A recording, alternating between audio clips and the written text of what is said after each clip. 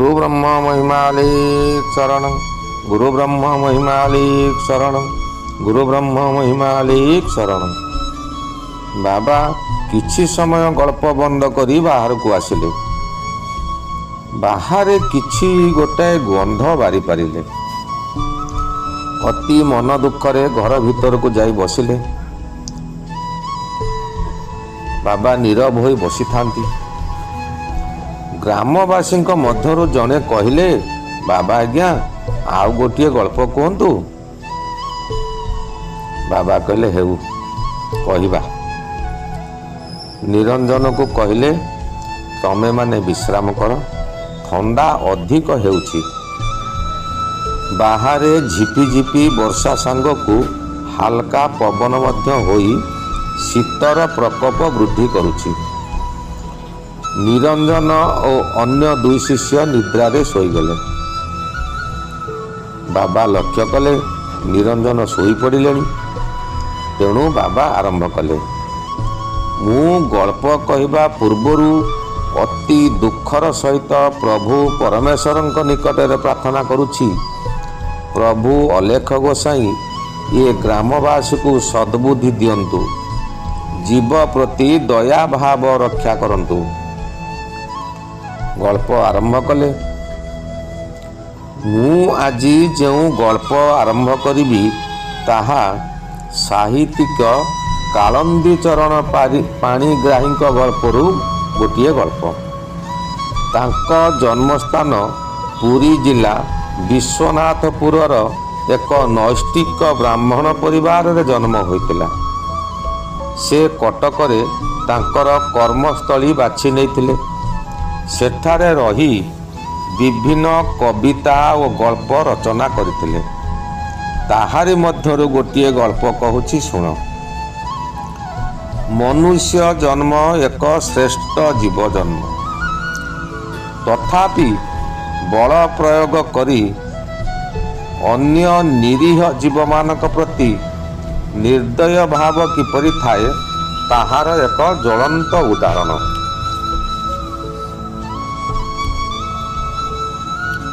जल्ली और डोरा बाल्यकालरू परम बंधु।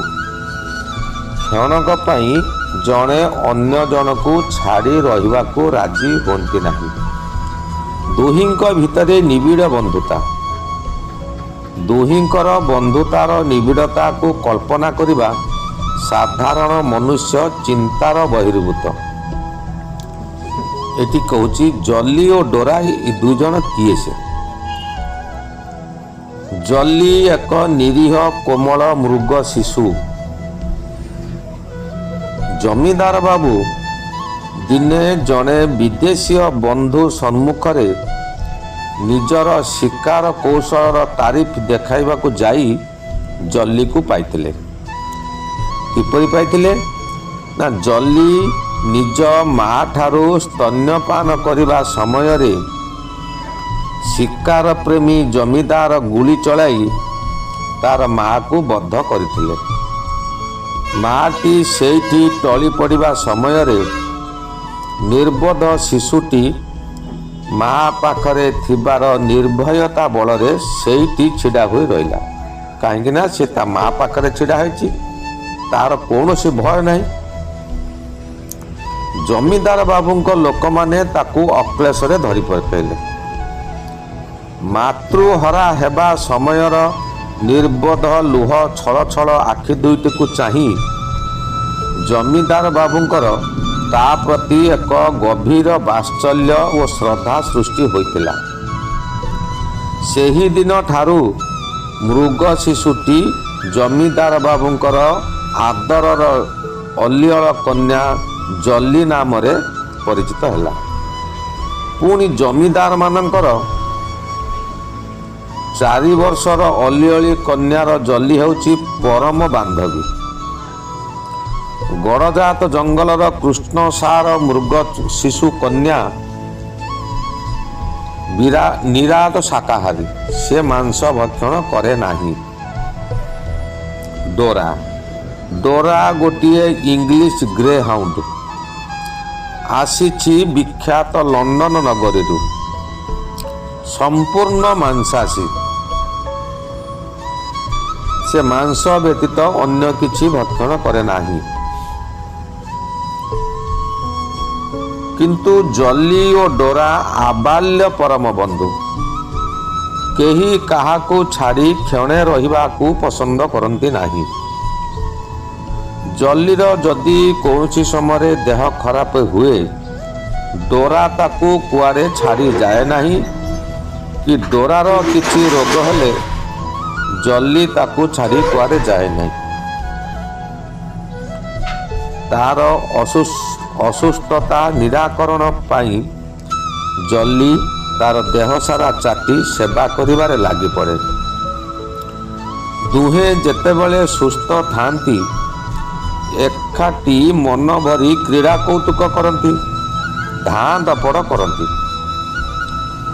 ପଶୁ ଦୁଇଟି ଜମିଦାର ବାବୁଙ୍କର ବଡ଼ ପ୍ରିୟ। ଲଣ୍ଡନ ଆମଦାନୀ ଇଂରେଜୀ ଡୋରାର ଜଲି ଅତି ପ୍ରିୟ ହୋଇଥିବାରୁ ତାର ମଧ୍ୟ ଇଂରାଜୀ ନାମ ରଖାଯାଇଥିଲା।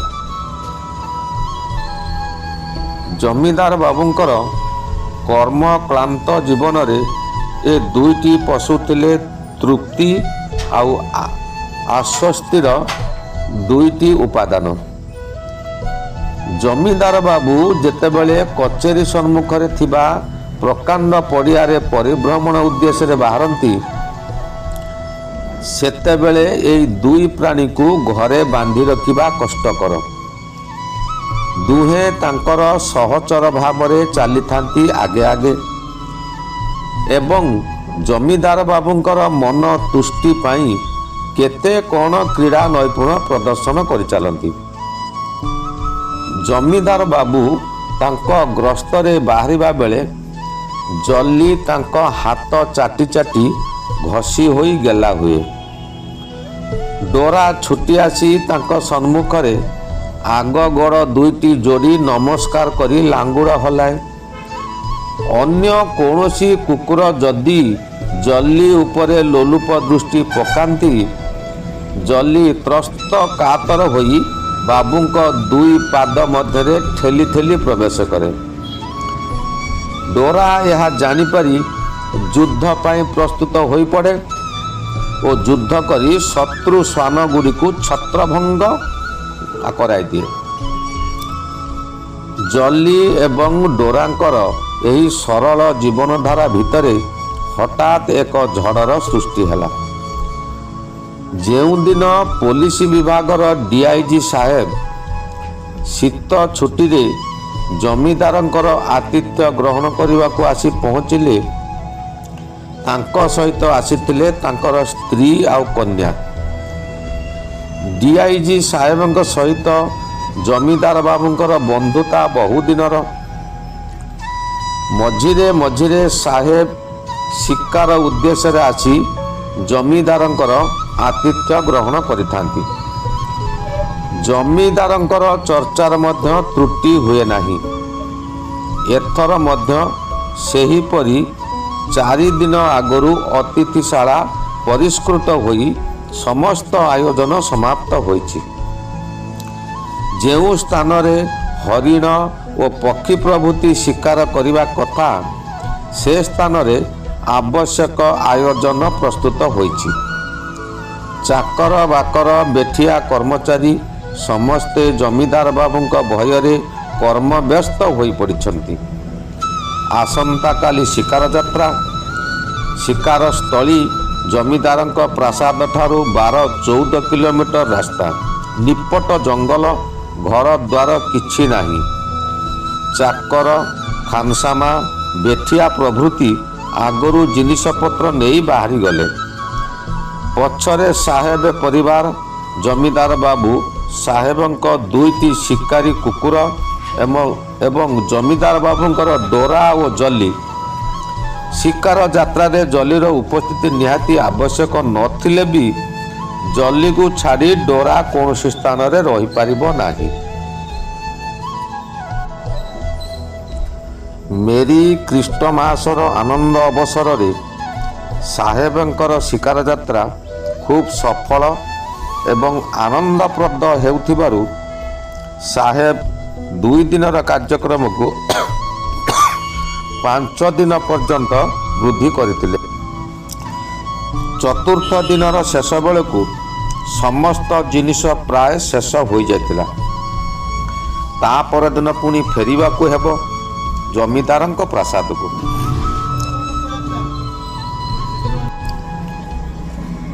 ମଧ୍ୟାହ୍ନ ଭୋଜନ ସାରି ସାହେବଙ୍କ ସହ ଜମିଦାର ବାବୁ ଶିକାର ଉଦ୍ଦେଶ୍ୟରେ ବାହାରି ପଡ଼ିଲେ। କିନ୍ତୁ ସେ ଦିନଟି ଥିଲା ଅନ୍ୟ ଦିନମାନଙ୍କ ଅପେକ୍ଷା ନିହାତି ଭିନ୍ନ। କୌଣସି ପଶୁ ପକ୍ଷୀ ଶିକାର ହୋଇପାରିନଥିଲା। ସାହେବଙ୍କ ଶିକାରୀ 2 ଜଣ ଶିକାର ଅନ୍ୱେଷଣରେ ଯାଇ ଜଙ୍ଗଲର ମଧ୍ୟଭାଗରେ ପହଞ୍ଚି ଯାଇଥିଲେ। କିନ୍ତୁ ଦୁର୍ଯୋଗକୁ ପବନର ଘନ କୃଷ୍ଣ କାଳିମା ଘୋଟି ଆସିଥିଲା ଅରଣ୍ୟକୁ। ସମସ୍ତେ ନିରାଶ ହୋଇ ଫେରି ଆସିଲେ ତମ୍ବୁ ନିକଟକୁ। ମାତ୍ର ସେଦିନ ନୈଶ୍ୟ ଭୋଜନର କୌଣସି ବନ୍ଦୋବସ୍ତ ହୋଇପାରିଲା ନାହିଁ।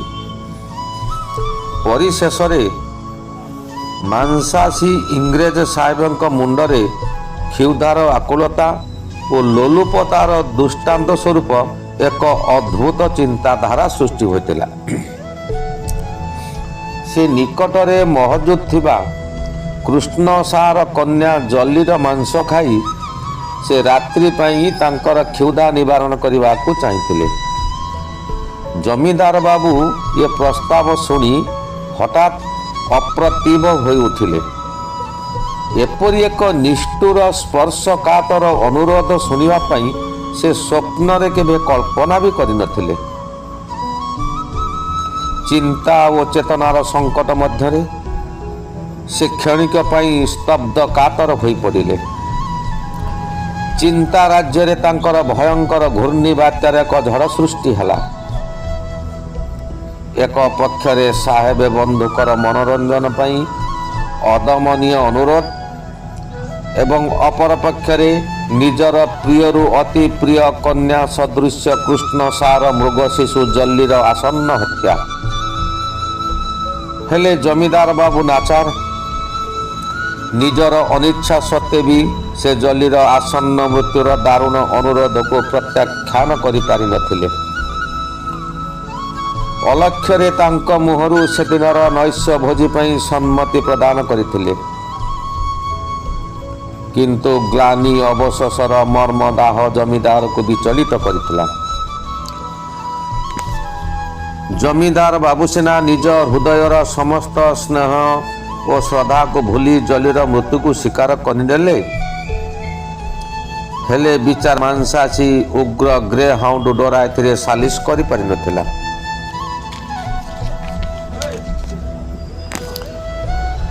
ଖାନସାମା 2 ଜଣ ଜଲିର ଗୋଡ଼ ଦୁଇଟିକୁ ବାନ୍ଧି ତାକୁ ଏପରି ଭାବରେ ସ୍ଥିର କରି ଛିଡ଼ା କରାଇଲେ ଯେପରି ସେ ଛୁରୀ ଚାଲିବା ସମୟରେ କୌଣସି ରକମ ହଲଚଲ ହୋଇପାରିବ ନାହିଁ। ହେଲେ ଜଲି କିନ୍ତୁ ନିର୍ବିକାର ଓ ନିର୍ଭୀକ। କାରଣ ସେ ପିତା ସଦୃଶ ଜମିଦାର ବାବୁ ଏବଂ ସକଳ ଦୁଃଖ ସୁଖର ସାଥୀ ଡୋରାକୁ ନିକଟରେ ଦେଖିପାରୁଥିଲା।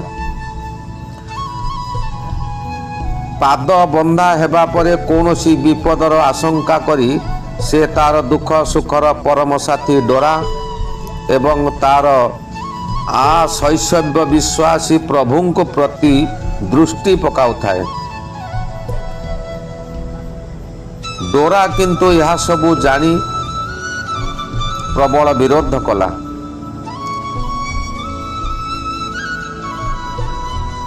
ତାକୁ ସାହେବଙ୍କ ଲୋକମାନେ ରଜୁରେ ବନ୍ଧନ କରିଦେଲେ। ଯେତେବେଳେ ସାହେବଙ୍କ ହାତରେ ତୀକ୍ଷ୍ଣ ଛୁରୀ ଚିକ୍ ଚିକ୍ କରି ଉଠିଲା ଜଲିର ତାଜା ରକ୍ତ ପାନ କରିବା ପାଇଁ, ସେତେବେଳେ ଜଲି ଅତ୍ୟନ୍ତ କାତର ଦୃଷ୍ଟିରେ ଜମିଦାର ଆଡ଼କୁ ଚାହିଁ ରହିଥିଲା, ସତେ ଯେପରି ଜଲି ଜମିଦାର ବାବୁଙ୍କ ଆଡ଼କୁ ଆକୁଳ ମିନତି କରି ତାର ଜୀବନ ଭିକ୍ଷା କରୁଥିଲା। ଶେଷରେ ଆବାଲ୍ୟ ଆଶ୍ରୟଦାତା ପ୍ରଭୁଙ୍କ ଠାରୁ ହତାଶ ଦୃଷ୍ଟି ଫେରାଇ ଜଲି ନିଜର ପ୍ରିୟ ସହଚର ଡୋରା ଆଡ଼କୁ ମୁକ୍ତି ଆଶାରେ ଅନାଇଥିଲା। କିନ୍ତୁ ହାୟ, କେହି ତାର ଜୀବନକୁ ରକ୍ଷା କରିପାରିଲା ନାହିଁ।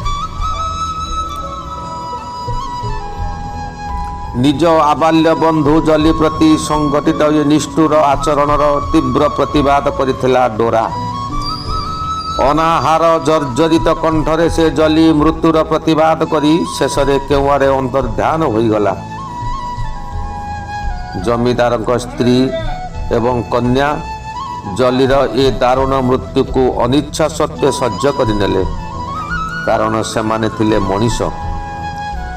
ସବୁଠାରୁ ଯନ୍ତ୍ରଣାର ବିଷୟ ଏହି ଯେ ଡିଆଇଜି ସାହେବ ବନ୍ଧୁଙ୍କ ଅନୁରୋଧରେ ସେ ଜମିଦାର ସାହେବ ନିଜର ପାଳିତା ଜଲିର ମାଂସକୁ ଭକ୍ଷଣ କରିବାକୁ ବାଧ୍ୟ ହୋଇଥିଲେ।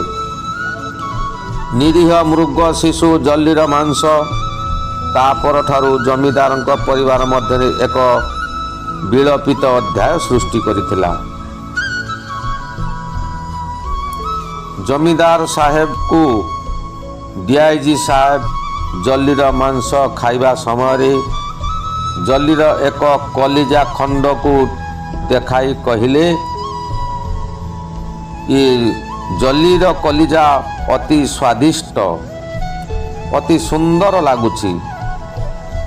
ଡିଆଇଜି ସାହେବଙ୍କୁ ଖୁସି ଲାଗୁଥାଏ, କିନ୍ତୁ ଜମିଦାର ସାହେବଙ୍କର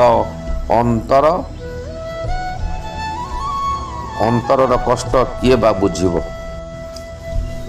ଏଇଠି କୁହ ତ, ମଣିଷକୁ ଶ୍ରେଷ୍ଠ ଜୀବ ବୋଲି କୁହାଯାଏ, କିନ୍ତୁ ତାର ପାଳିତ ପଶୁଟିକୁ କନ୍ୟା ଭଳି ପାଳିଥିଲା, ଶେଷରେ ବନ୍ଧୁଙ୍କର ଭୋଜି ସକାଶେ ତାର ଜୀବନ ଦେଲା। ଏଠି ମନୁଷ୍ୟର କ'ଣ କଲା? ମନୁଷ୍ୟ ତାର ଧର୍ମ ରକ୍ଷା କରିପାରିଲା କି? ଅନ୍ୟ ଜୀବ ପ୍ରତି ଦୟା କରିପାରିଲା କି? ନା, ଅନ୍ୟ ଜୀବ ପ୍ରତି ଦୟା କରିପାରିଲା ନାହିଁ। ଅନ୍ୟ ଜୀବ ପ୍ରତି ଦୟା କରିବା ମନୁଷ୍ୟର ଧର୍ମ। ତମମାନଙ୍କ ଦେହରେ ଯେପରି ବ୍ରହ୍ମ ବିରାଜମାନ, ସେ ଅନ୍ୟ ଜୀବ ମଧ୍ୟରେ ମଧ୍ୟ ବ୍ରହ୍ମ ବିରାଜମାନ। ଏକ ବ୍ରହ୍ମକୁ ହତ୍ୟା କରି ଅନ୍ୟ ବ୍ରହ୍ମ ଭୋଜନ କରିବା ନୀତି ବିରୁଦ୍ଧ। ଏହା ମହାପାପ, ମହାପାତକ ମଧ୍ୟ।